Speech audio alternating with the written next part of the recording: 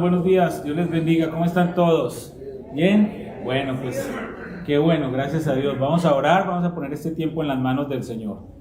Padre, te damos gracias en esta mañana, te damos gracias por tu fidelidad, te damos gracias por tu misericordia. Gracias, Señor, porque hasta aquí nos has ayudado, hasta aquí nos has traído y hoy estamos en este lugar para celebrarte a ti. Gracias, Padre, porque nos das este privilegio de poder congregarnos y también esta libertad que tenemos de poder anunciar tu palabra, de poder orar, de poder cantar, de compartir sin ningún temor en este lugar. Y con esa misma libertad que tenemos, queremos poner en tus manos y pedirte, Señor, por todos aquellos hermanos y hermanas en diferentes lugares del mundo donde no pueden tener esa misma libertad que tenemos nosotros.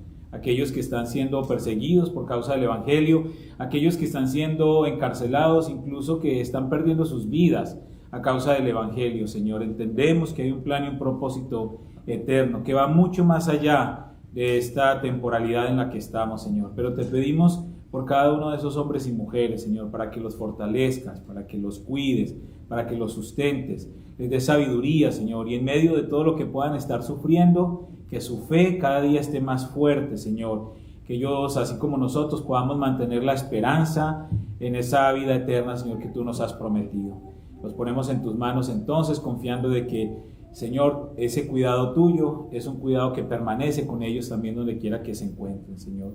Queremos también en esta hora, Señor, darte gracias por aquellos hermanos y hermanas que han estado de cumpleaños esta semana que pasó, los que tengo en mi lista, los que no, tú los conoces, Señor, y te pedimos por cada uno de ellos, por la hermana Araceli San Martín, Ivy Pantoja, Joel Villa Senior, por Sander Garza y por José Carrizales, Señor. Aquellos que no tengo en la lista también, los ponemos en tus manos y te pedimos una bendición especial para ellos, como siempre, Señor, que cada día ellos se enamoren más de ti, que puedan caminar, Señor, en obediencia, reflejando el carácter de Cristo cada día, Señor. Pedimos una bendición especial para ellos y para sus familias también. Y te damos gracias, Señor, por tu palabra, por esa palabra que nos convoca, por esa palabra que nos une, Señor, por esa palabra que nos anima, que nos consuela, que nos exhorta, Señor, y que hoy disfrutamos de tu parte, Señor. Te damos gracias por ello, Señor, y también te pedimos, Padre, de tu bendición y tu cuidado. Para todos aquellos hermanos y hermanas que se encuentran en este momento enfermos, Señor, tenemos una lista de hermanos y hermanas que han estado pasando por un tiempo de quebranto de salud. Señor, quizás no podemos alcanzar a imaginar cuánto sea su sufrimiento, su dolor allí donde se encuentren. Pero tú, Señor, eres su creador, eres su Padre, su consolador. Y te pedimos que seas tú abrazándoles, consolándoles, que seas tú, Señor, animándolos, que seas tú confortándolos, Padre. Y sabemos que tú eres un Dios de milagros y que sigues obrando milagros hoy. Y sabemos, Señor, que si es tu voluntad sanarlos, lo puedes hacer, Señor. Pero entendemos, Señor, que tú tienes un plan y un propósito, Señor, que va mucho más allá de nuestros deseos, de nuestras intenciones. Y ahí sí, pues tenemos que decir como tú mismo lo dijiste, que no se haga nuestra voluntad, sino la tuya sobre ellos, Padre. Pero desde acá les abrazamos y oramos por ellos, Señor, en medio de su quebranto, Padre. Señor, la manera en que nosotros podemos agradecerte definitivamente es con nuestra manera de vivir. Pero cuando nos reunimos como iglesia, como cuerpo tuyo, Señor, y cantamos, Señor, cantamos a ti, nuestro corazón se goza, Señor, y transmitimos ese gozo, Señor, a través de nuestros cánticos. Y nosotros ofrecemos, Señor, estos cánticos como un canto de gratitud y sabiendo, Señor, que tú estás presente en este lugar en cada uno de nosotros. Por eso ahora cantamos, Señor, alabanzas a tu nombre. Bueno, hermanos, solamente quería recordarles a los que están en este lugar, los que están llegando, que terminando el servicio vamos a tener nuestra sesión de negocios, solamente para presentar unos reportes y dar algunas instrucciones, ¿no? Algo que tenemos para la iglesia. Pero les invito para que puedan permanecer ahí después de terminar la reunión y podamos tener entonces la sesión. Ya los niños están saliendo a sus clases, cada día hay más y más. Qué bueno, qué bendición. Ahí van. Y los adolescentes también, estamos teniendo ya la clase con los adolescentes. Entonces los animo para que participen, ya saben dónde es. Hoy va Leo con ustedes de maestro, después me pasan reporte, a ver si le damos comida o no le damos comida a Leo, si lo hizo bien o no.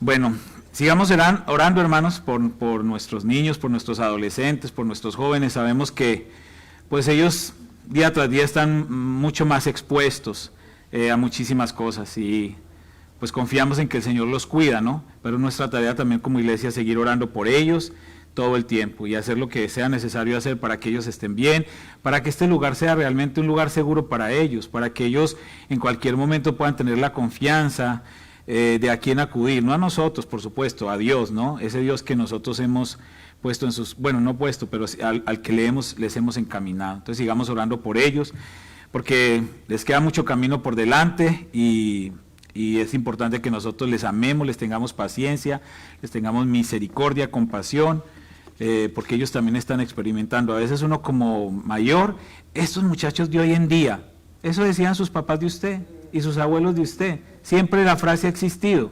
Entonces no nos vengamos a dar de las de muy y estar mirando los niños, los jóvenes, que es que están muy locos. No, cuando usted bailaba el twist, en su época también estaba loco usted, también era el diablo para sus abuelos o para sus tíos. Entonces, no nos olvidemos que nosotros también tuvimos 15 años, 20 años, ¿sí? Como dice la canción, yo también tuve 20 años. No nos olvidemos, oremos por ellos, precisamente por eso, ¿no? Porque nosotros hemos recorrido un camino y por la misericordia de Dios aquí estamos. Entonces, para que, como dice la palabra, ninguno de ellos se pierda, ¿no? Bueno, hermanos, quiero recordarles las diferentes reuniones que tenemos, animarlos para que sigan participando. Todos los miércoles tenemos de 10 a 12 más o menos el círculo de oración para todas las hermanas, para que estén participando, un tiempo de estudio de la palabra del Señor, de oración. En la noche, el mismo miércoles, a las 7, tenemos nuestra reunión de oración y clase de crecimiento. Siempre tomamos un tiempo para tomar peticiones y estar orando por las necesidades de todos, y ahora estamos haciendo esa clase de crecimiento también, que hemos podido aprender bastante los que estamos viniendo. Entonces los animamos para que puedan seguir asistiendo. Los sábados a las 8 de la mañana, nuestro tiempo de oración, es un tiempo que Dios ha permitido como un tiempo de refrescarnos, ¿no? Cada semana. Entonces les animo para que usted haga ese esfuerzo. Yo sé que seguramente muchos de ustedes trabajan y todo, pero cuando tenga la oportunidad y cuando pues que Dios ponga en cada uno de ustedes ese deseo de poder participar los sábados a las 8 de la mañana en este tiempo de oración, por lo menos va a tener un buen tiempo de compañerismo, un crecimiento espiritual y un buen café. Los domingos a las 9:30, a las 10:30 tenemos la escuela dominical. Yo les sigo animando y estoy muy contento porque he visto que ya varios de ustedes han estado regresando, han estado viniendo. Yo animo a toda la congregación para que aparten ese tiempo y puedan estar en la escuela dominical. Es un tiempo de aprendizaje. Ahorita estamos haciendo un estudio de Juan maravilloso, entonces yo les animo para que usted aparte esa horita extra y pueda venir de 9:30 a 10:30 a la escuela dominical. Luego se puede quedar ahí, se come un pancito, se toma un café y ya viene con nosotros a este servicio. Entonces les animo para que cada día podamos ser más y más en la escuela dominical y que sigamos creciendo espiritualmente, que no nos quedemos solamente con una asistencia religiosa, sino que haya algo realmente intencional en cada uno de nosotros. Yo no voy a congregarme para cumplir con el Señor, no, yo voy porque el beneficiado y el enriquecido soy yo. Entonces ese aprendizaje es valioso para todos, así es que les animo para que sigan participando. Bueno, hermanos, vamos a avanzar. Quiero compartir, bueno, tenemos estas semanas, hemos estado durante estas semanas celebrando, ¿no? O recordando, o rememorando pues la Pascua, y hay diferentes celebraciones, ¿sí? En el mundo cristiano, ¿no? Hay diferentes celebraciones, hay iglesias o comunidades que toman toda una semana para hacer campañas, para hacer actividades evangelísticas o sencillamente de recogimiento. Otras hacen más procesiones y todo esto, ¿no? Pero yo pienso que lo más importante, independiente de que se haga lo que se haga en estas fechas, es que podamos usted y yo entender realmente qué es lo que estamos celebrando, porque cuando hablamos de Pascua hay una cantidad de imágenes que vienen a nuestra mente. Entonces nos confundimos un poco cuando hablamos de Pascua, y y sobre todo en esta cultura en la que nosotros estamos, donde convergen, culturas de diferentes procedentes, ¿no? Entonces es importante que nosotros tengamos claro qué es la Pascua para nosotros los cristianos, qué es la Pascua. Quiero que hagamos una lectura, pero la lectura no la vamos a hacer como siempre la hacemos, sino que vamos a deleitarnos en una lectura gráfica, visual, de Mateo, capítulo 26, del 1 al 35. Y quiero que todos veamos y escuchemos atentamente este video.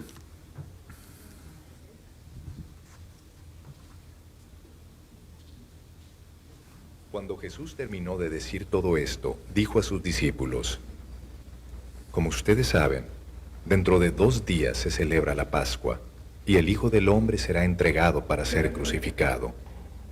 Entonces, los escribas y los ancianos del pueblo se reunieron en el patio de Caifás, el sumo sacerdote, y se confabularon para aprender con engaños a Jesús y matarlo. Pero decían: que no sea durante la fiesta, para que no se alborote el pueblo. Mientras Jesús estaba en Betania, en casa de Simón el leproso, se le acercó una mujer. Llevaba un vaso de alabastro con un perfume muy caro que derramó sobre la cabeza de Jesús mientras él estaba sentado a la mesa. Al ver esto, los discípulos se enojaron y dijeron: ¿pero qué desperdicio es este? Pudo haberse vendido esto por mucho dinero y ser dado a los pobres. Jesús se dio cuenta de esto y les dijo: ¿por qué molestan a esta mujer? Lo que ha hecho conmigo es una buena obra.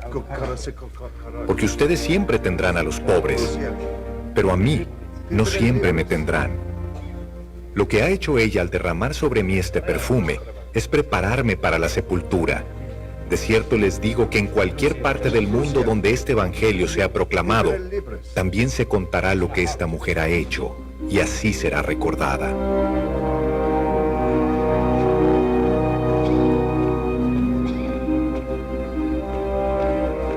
Entonces Judas Iscariote, que era uno de los 12, fue a ver a los principales sacerdotes y les dijo: ¿cuánto me darían si yo les entrego a Jesús? Y ellos le asignaron 30 piezas de plata. Desde entonces, Judas buscaba el mejor momento de entregar a Jesús. El primer día de la fiesta de los panes sin levadura, los discípulos se acercaron a Jesús y le preguntaron: ¿dónde quieres que te preparemos la comida de la Pascua? Él les indicó ir a la ciudad, a la casa de cierto hombre y decirle: el maestro dice, mi tiempo está cerca. Celebraré la Pascua con mis discípulos en tu casa. Los discípulos hicieron lo que Jesús les mandó y prepararon la Pascua. Cuando llegó la noche, Jesús se sentó a la mesa con los 12. Y mientras comían dijo: de cierto les digo que uno de ustedes me va a traicionar. Ellos se pusieron muy tristes y cada uno comenzó a preguntarle: ¿soy yo, Señor?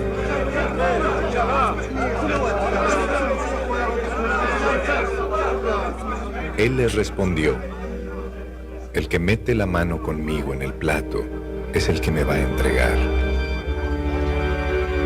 A decir verdad, el Hijo del Hombre sigue su camino, como está escrito acerca de él. Pero hay de aquel que lo traiciona, más le valdría no haber nacido. Entonces Judas, el que lo iba a traicionar, le preguntó: ¿soy yo, maestro? Y Jesús le respondió: tú lo has dicho.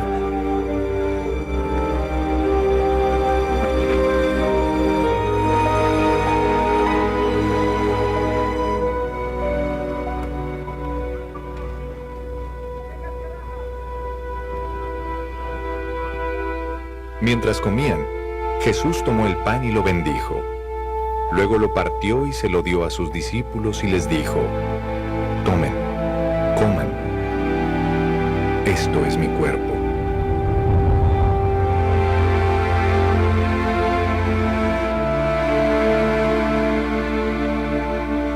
Después tomó la copa y Y luego de dar gracias, la entregó a sus discípulos y les dijo: beban de ella todos, porque esto es mi sangre del nuevo pacto, que es derramada por muchos para perdón de los pecados. Yo les digo que desde ahora no volveré a beber de este fruto de la vid, hasta el día en que beba con ustedes el vino nuevo en el reino de mi Padre. Luego de cantar el himno, fueron al Monte de los Olivos.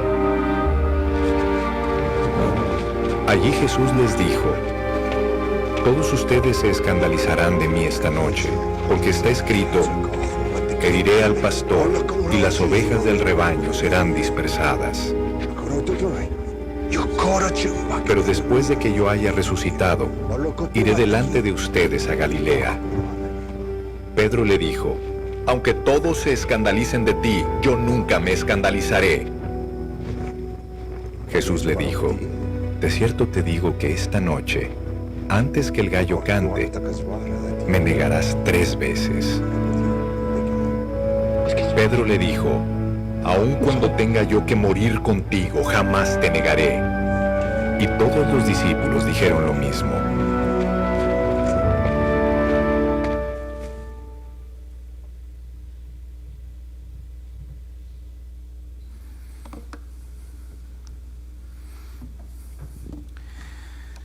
Me gustó mucho, está prácticamente textual de cómo está en la Biblia, y me gustó porque de alguna manera cuando involucramos más sentidos, pues nos impacta más, ¿no? Y nos queda más.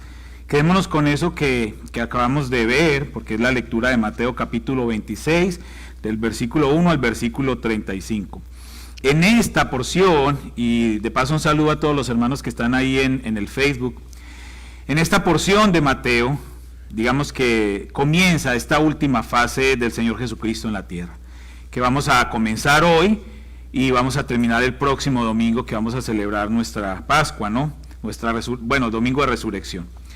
Y comienza el Señor Jesucristo con esta experiencia maravillosa, esa convivencia con sus discípulos, esas palabras que les transmite, el mensaje que les deja, la esperanza que les deja.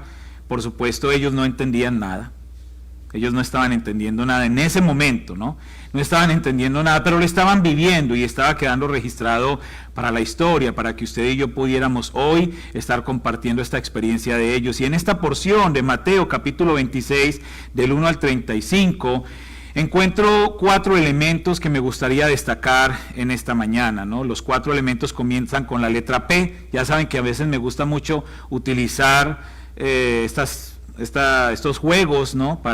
De palabras y todo, para que lo podamos memorizar. Entonces tenemos lo primero, el plan. Perdonen que me mire acá, pero se nos dañó el monitor de acá al frente y lo vamos a cambiar. El plan, la prueba, la promesa y las palabras. El plan, la prueba, las promesas y las palabras. Y vamos a dividir entonces esta porción en esas 4 etapas o en esas 4 fases.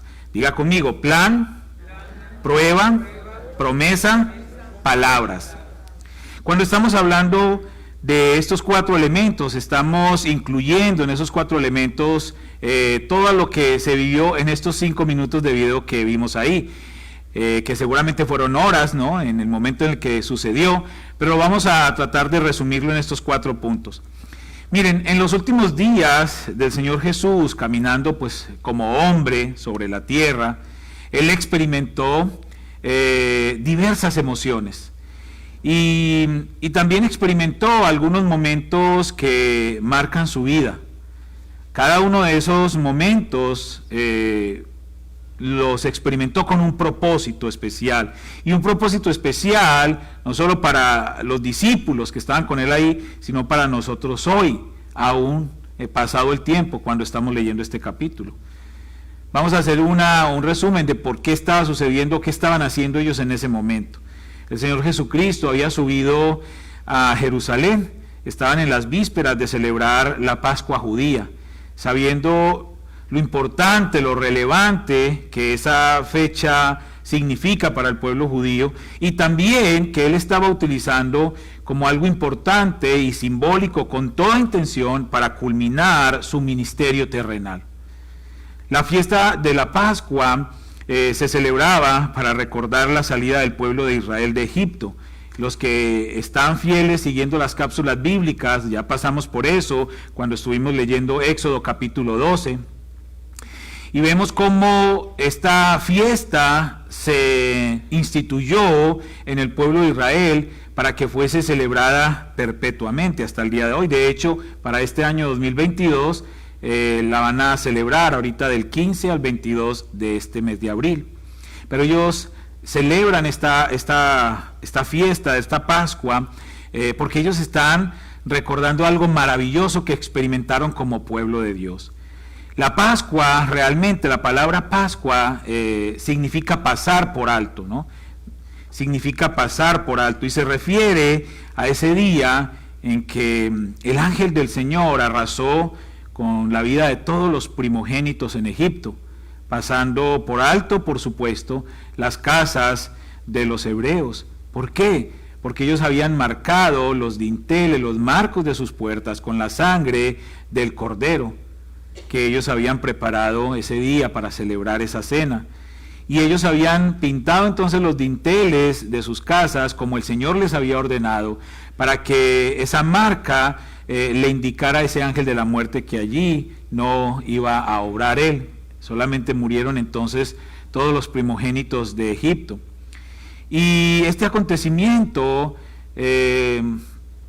abre, digamos, ese éxodo, esa salida, o detona esa salida del pueblo de Israel de Egipto. Y ahí entonces comienza lo que conocemos nosotros como ese éxodo, ese caminar, ese transitar, esa salida hacia la tierra prometida.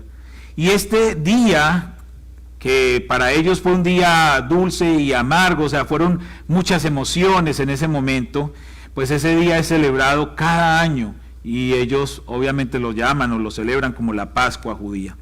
Entonces, sabiendo esto, nosotros podemos entrar un poco en materia sobre los últimos momentos de nuestro Señor Jesucristo y todos los sucesos que se van dando para su muerte y para su resurrección. Ya sabemos qué estaba haciendo ahí, por qué Él estaba ahí y por qué era tan importante para ellos todo lo que estaba sucediendo en ese momento. Hay muchos elementos simbólicos que vamos entendiendo en la medida que vamos avanzando. Vamos a hablar primero del plan. El plan, entonces, cuando hablamos del plan, miremos ahí Mateo, ahí 26, el 1 y el 2.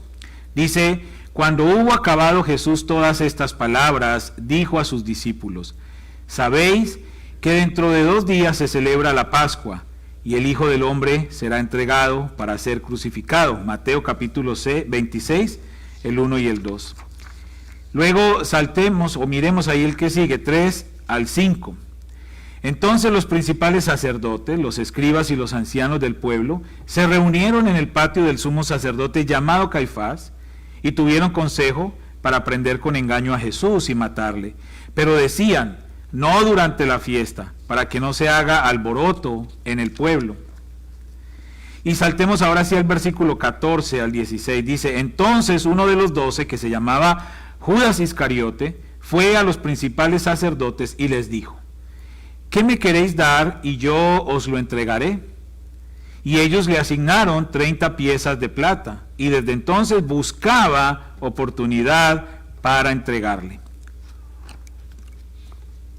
Aquí vemos aparentemente 2 planes. Vemos el plan de Judas y de los principales sacerdotes, y vemos también el plan de Jesús mismo. Hay 2 planes en esta escena. Ese plan que estaban tramando Judas con los sacerdotes, pero el plan que Jesucristo tenía también. Ahora es claro que el plan perfecto era el plan de Jesús, el plan que Él mismo había hecho desde el principio de los tiempos. Y es obviamente primero que el de los principales sacerdotes y el de Judas.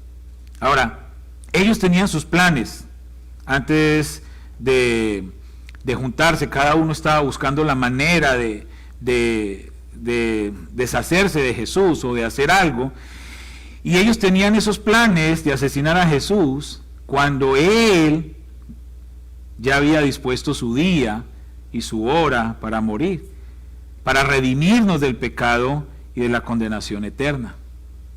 Ellos pensaron que eran los primeros, ¿no? Pero ya cuando ellos armaron su plan, ya había otro plan caminando. Y ese plan lo encontramos de una manera clara en Isaías 53, no lo vamos a leer por asunto del tiempo, pero usted puede leerlo. Isaías capítulo 53, vemos toda una descripción de lo que iba a experimentar el Señor Jesucristo como ese Cordero, como ese Mesías, como ese Salvador.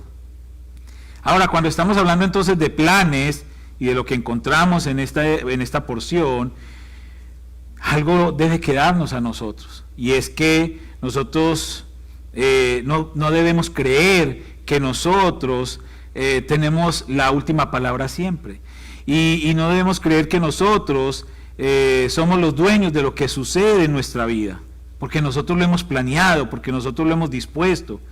Nosotros no tenemos ningún poder de hacerlo. Dios es quien ha hecho los planes para nosotros, para usted y para mí. La Biblia dice muy claramente en Proverbios capítulo 16 versículo 1, dice: del hombre son las disposiciones del corazón, mas de Jehová es la respuesta de la lengua. Es decir, en otra versión dice: el hombre propone y Dios dispone. Porque a veces nosotros pensamos que nosotros somos los que estamos armando todos nuestros planes y organizando nuestra vida. Eso es iluso, eso es ignorar la soberanía de Dios.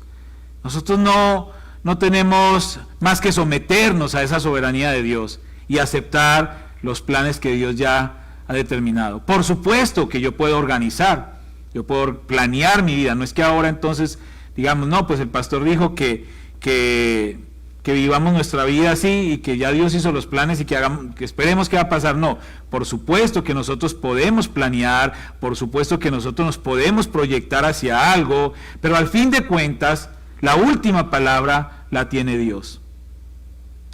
La última palabra la tiene Dios. Entonces, que eso quede claro en esta primera parte, ¿no? Los planes que realmente valen son los planes de Dios, no los planes míos, ¿ok? Segundo, la prueba. Cuando hablamos de la prueba, Mateo 26, del 6 al 7, dice: y estando Jesús en Betania, en casa de Simón el leproso, vino a él una mujer con un vaso de alabastro de perfume de gran precio, y lo derramó sobre la cabeza de él, estando sentado a la mesa. Es interesante porque Marcos y Juan, o sea, los evangelios de Marcos y de Juan, narran esta misma escena, este mismo acontecimiento. Pero en el evangelio de Juan se nos identifica a la mujer, o sea, Juan identifica a la mujer, que según Juan sería María, la hermana de Lázaro. Pero ¿qué está sucediendo acá, en esa escena tan hermosa, tan preciosa? La mujer entonces entra a esa habitación y derrama un perfume. ¿De qué? Dice la palabra, un perfume de... No es un perfume de alabastro. Por eso es importante leer y leer bien. Yo sabía que caemos siempre en eso, ¿no? Caemos siempre en eso. No, es un perfume de gran precio en un frasco de alabastro. Ahora, sí se nos dice luego de qué era el perfume en otra porción, ahorita lo vamos a leer. Pero aquí en Mateo dice que era un perfume de gran precio en un frasco de alabastro. Y según los expertos, el frasco de alabastro puede ser algo como lo que estamos viendo ahí en pantalla. Era un frasco, un recipiente, una botellita con una boquita muy pequeñita, ¿no? Y entonces las mujeres recogían esta esencia, que ya les voy a hablar de qué era, y la depositaban ahí para un momento especial. No les voy a adelantar, pero ya les voy a leer la descripción de lo que es eso. Juan sí nos dice de qué era el perfume. Juan dice que el perfume era de nardo puro, ¿sí? Ahora, ¿qué es el perfume de nardo?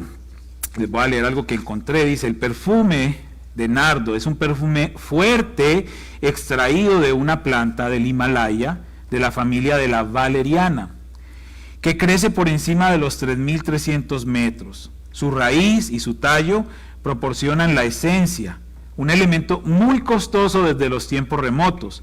Era costumbre mantener el ungüento de nardo en recipientes de alabastro sellados, y solo se los abría en ocasiones muy especiales o para los ricos. el nardo fragante con que María ungió los pies de Jesús representaba el salario de casi un año de un obrero de la época. Entonces ahí ya entendemos por qué el interés de Judas, cuando dijo, hombre, eso lo hubiéramos podido vender, ¿cuánta gente hubiera comido de eso? Hubiéramos podido donar a la fundación de los hijos de Judas, porque los intereses eran esos. Él no estaba tan preocupado realmente de lo que pudiera dar a los demás, sino de cuánto se hubiera ganado él vendiendo ese perfume.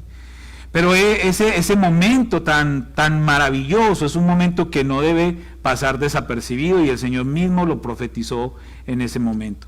Es destacable entonces el acto de adoración de esta mujer, que según Juan era María. Pero sin embargo, de ella ya se ha predicado mucho, porque el mismo Señor Jesucristo, que donde quiera que se hable, se va a hablar de ella, y hoy estamos hablando de ella, ya se cumplió esa profecía. Pero yo quiero hoy que nosotros nos centremos en la actitud de los discípulos frente a ese suceso, a lo que ellos experimentaron en ese momento, que yo llamaría más como una prueba para ellos. El versículo 8 dice, al ver esto, cuando la mujer quiebra el frasco y derrama el perfume sobre Jesús, al ver esto los discípulos se enojaron, imagínate, se enojaron diciendo, ¿para qué este desperdicio? Porque esto podía haberse vendido a gran precio y haberse dado a los pobres. Los discípulos, hermanos, no podían ver más allá de lo material, de lo temporal. Ellos en ese momento no podían ir más allá. Y no es la primera vez que pasa esto con los discípulos, pero aquí la prueba, porque estamos hablando de este segundo punto de la prueba, era para ellos. Si podían ver el momento como un acto espiritual que trasciende el entendimiento y que además es un acto de adoración por parte de la mujer hacia Jesús. Y Jesús ya lo explicó ahí, que era lo que ella estaba haciendo y cómo él lo estaba recibiendo, cómo lo entendía. Porque las personas que morían eran ungidas con aceites, con perfumes, con óleos, los ungían, los envolvían. Entonces, de alguna manera, esto era un preámbulo para la muerte del Señor Jesucristo. Era un acto supremamente espiritual que los discípulos que llevaban ya unos cuantos años con él no habían entendido. Por eso la prueba era para ellos. Esta mujer estaba entregando lo más valioso que tenía en sus manos para honrar al Rey de Reyes y al Señor de Señores. Esto en algunas partes dice que las mujeres iban en el transcurso de su vida, antes de casarse, iban guardando ese perfume que era muy costoso, con mucho sacrificio lo iban adquiriendo y lo iban guardando para el momento de su boda, para ellas quebrarlo ahí en el tálamo, en esa lecho nupcial, porque era algo lo más grandioso para ellas en ese momento, y ella decidió hacerlo ahí con Jesús. Esto es algo que se dice, no es que así fue, pero es algo que se dice también, que por eso el valor que el Señor Jesucristo le da a lo que esta mujer hizo, ¿no? Ahora, entendiendo entonces que ella estaba de alguna manera por encima de todo lo que los otros discípulos pudieran pensar, ella sí estaba viendo lo que venía más adelante para el Señor Jesucristo. Y como el mismo Señor Jesucristo dijo que estaba preparándose simbólicamente para su muerte. Entonces aquí debemos reflexionar nosotros y decir, bueno, nosotros también, cuando estamos hablando de la Pascua y en estos días que hay tanta, ¿cómo se dice? Tantas emociones, ¿no?, espirituales, podemos estar pensando nosotros también en esto. ¿Cómo reaccionamos nosotros cuando somos nosotros puestos a prueba frente a las cosas materiales, a las cosas que disfrutamos día tras día? Y entonces aquí la pregunta sería, ¿realmente estamos viendo más allá de lo natural, de lo material, de lo pasajero, de lo temporal? ¿O estamos entregando lo que tenemos en nuestras manos para adorar al Rey, sabiendo que todo es temporal y que el Señor nos está garantizando lo que realmente es eterno, nuestra salvación? Es algo que nosotros debemos meditar en este tiempo. Y lo aclara Mateo capítulo 6, versículo 33, mas buscad primeramente el reino de Dios y su justicia, y todas estas cosas os serán añadidas. Porque las cosas materiales, hermanos, nos ponen a prueba, nos ponen a prueba. Yo he escuchado a personas decir, no, es que todavía no me puedo morir, yo no quiero todavía que el Señor me recoja porque yo quiero comprarme mi casa, porque estoy pagando mi casa, porque estoy planeando un viaje. Está bien, o sea, está bien. Es un pensamiento normal, no es anormal. Pero nosotros como cristianos tenemos que también ponernos a prueba realmente qué es lo que nos mueve a nosotros. Si son todas las cosas que podemos disfrutar en este mundo temporal o realmente lo que es eterno, y estar siempre dispuestos a encontrarnos con el Señor cuando Él diga, cuando Él quiera, sin aferrarnos a lo material. Lo siguiente, la promesa. Ya hablamos del plan, hablamos de la prueba, ahora hablemos de la promesa. Mateo 26, del 26 al 29.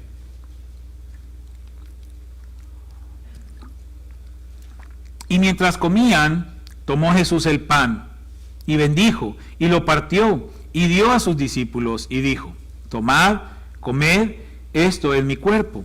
Y tomando la copa, y habiendo dado gracias, les dio, diciendo: bebed de ella todos, porque esto es mi sangre del nuevo pacto, que por muchos es derramada para remisión de los pecados.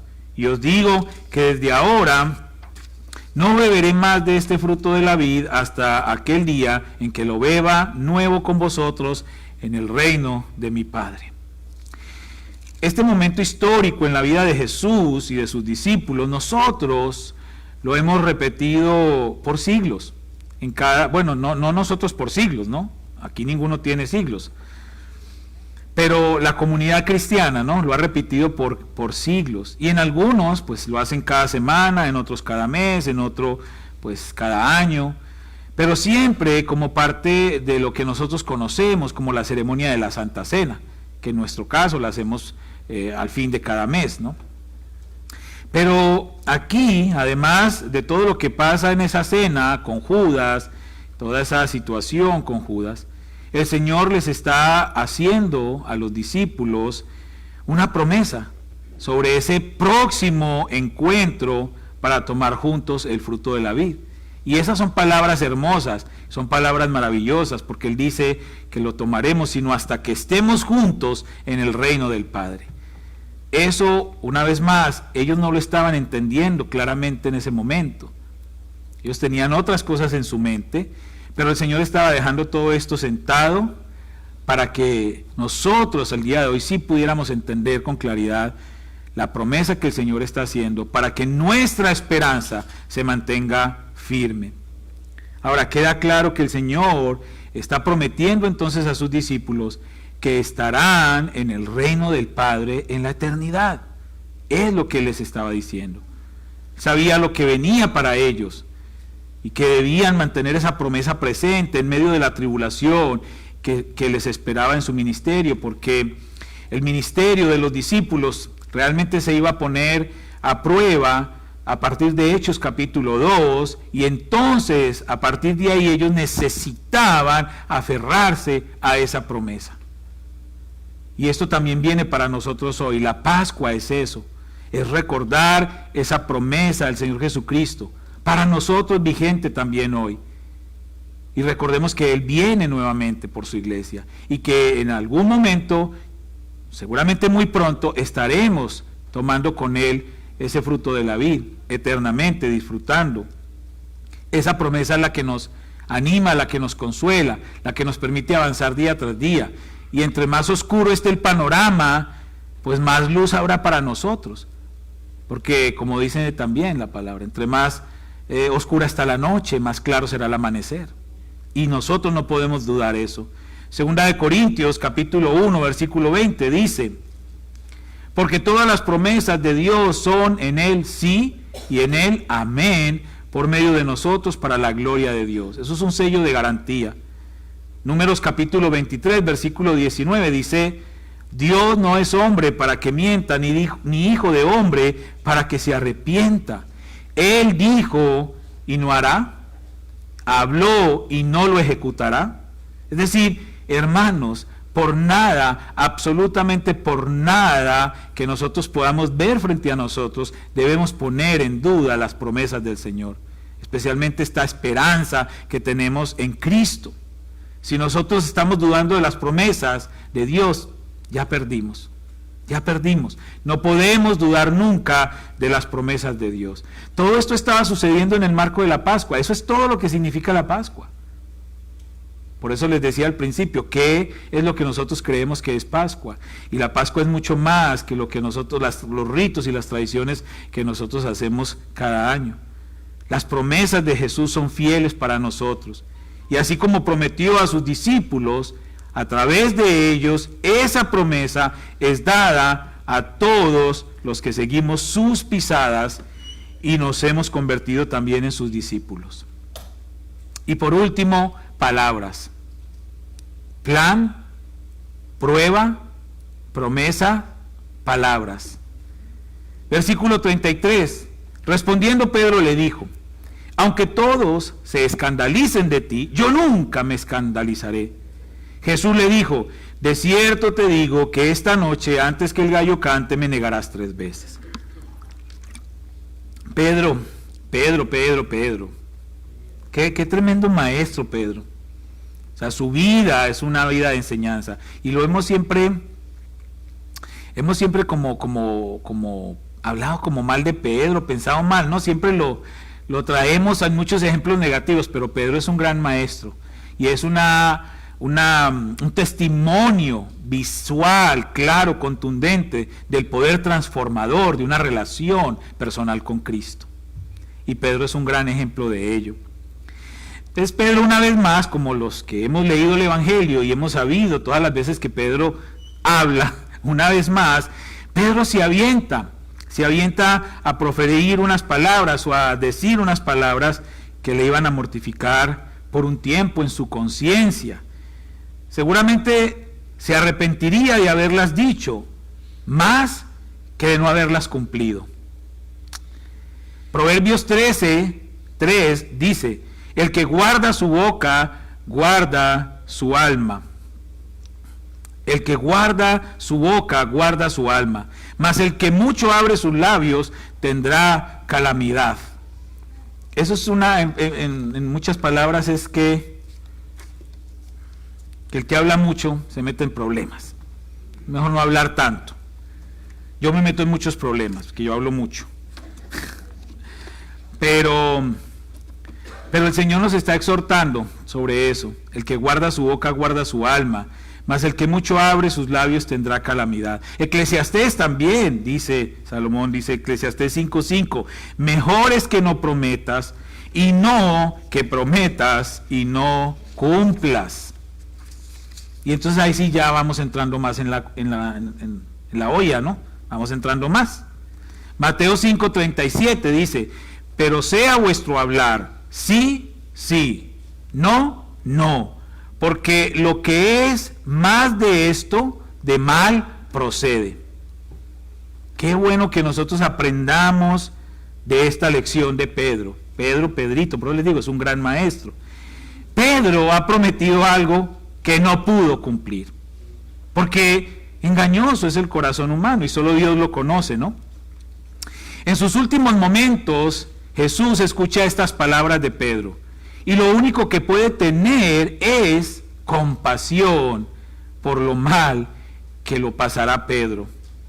Y el Señor le conocía perfectamente y además sabía lo que iba a pasar esa misma noche, porque efectivamente Pedro ¿cuántas veces cantó el gallo? No, una vez más cayeron. Si ven, hay que leer con entendimiento. ¿Qué dice la Biblia? Antes que el gallo cante, no dice cuántas, me negarás 3 veces. ¿Sí? Eso es de los mismos escritores de que Saulo se cayó de un caballo, que a Jonás se lo comió una ballena, que Eva se comió una manzana. De los mismos escritores de esa Biblia. Pero bueno, esto es solo una broma, pero realmente lo que le pasó a Pedro es algo que nos puede pasar a cada uno de nosotros. Pedro, dentro del plan eterno de Dios, escuchen esto, él lo negó 3 veces y de una manera fuerte, porque hasta maldijo. Imagínate cuando un par de horas antes estaba ya, mi vida daré por ti, qué sé yo y qué sé cuánto. Lo que hacemos nosotros muchas veces, ¿no? Cuando nos emocionamos con una canción o con una predicación, ay Señor, yo haré y diré. y luego se nos pasa, ¿no? Pero eso le pasó a Pedro. Pedro, dentro del plan eterno de Dios, mantuvo la calma. Es decir, no tomó decisiones drásticas como sí las hizo Judas. Judas sí se sintió también ese remordimiento por haber entregado a Jesús, y Judas hizo algo diferente. A pesar del dolor que sintió por negar al Maestro, el Señor en su misericordia, más adelante, después de resucitar y de encontrarse nuevamente con Él, así como Pedro le negó 3 veces, le dio 3 oportunidades de confirmarle su amor y que le demostrara con acciones el contenido de sus palabras. Eso lo vemos en Juan capítulo 21 del 15 al 19, ya voy a terminar. Cuando hubieron comido, Jesús dijo a Simón Pedro: Simón, hijo de Jonás, ¿me amas más que estos? Le respondió: sí, Señor, tú sabes que te amo. Él le dijo: apacienta mis corderos. Volvió a decirle la segunda vez: Simón, hijo de Jonás, ¿me amas? Pedro le respondió: sí, Señor, tú sabes que te amo. Le dijo: pastorea mis ovejas. Le dijo la tercera vez: Simón, hijo de Jonás, ¿me amas? Pedro se entristeció de que le dijese la tercera vez: ¿me amas? Y le respondió: Señor, tú lo sabes todo. Tú sabes que te amo. Jesús le dijo: apacienta mis ovejas. Palabras que fueron puestas a prueba a partir de Hechos capítulo 2, donde Pedro realmente tomó las riendas del asunto y animó a los demás, y él dio ese gran sermón que vemos ahí en Hechos capítulo 2, que da como el punto de partida a lo que usted y yo somos hoy, la iglesia de Cristo. Entonces, hermanos, muchas veces nuestras palabras nos atan, porque hacemos compromisos con el Señor que no vamos, o no podemos, o no queremos cumplir. Nuestra relación con Dios, aunque requiere una comunicación verbal, por supuesto, no debe ser promesas, sino acciones que demuestren mi vivir para Él. Porque a Dios le podemos decir muchas cosas, pero Él no se descresta, Él no se asombra por lo que le digamos. Él realmente valora, aprecia lo que hagamos. Concluyo. La Pascua para los judíos significa el poder liberador de Dios, su más grandioso recuerdo de la liberación de la esclavitud. Esa es la Pascua, esa es la merita original, la Pascua judía. Eso es, cuando decimos Pascua, eso es lo que significa. La Pascua para nosotros los cristianos significa la liberación del pecado y de la muerte y la esperanza de nuestra eternidad con Cristo.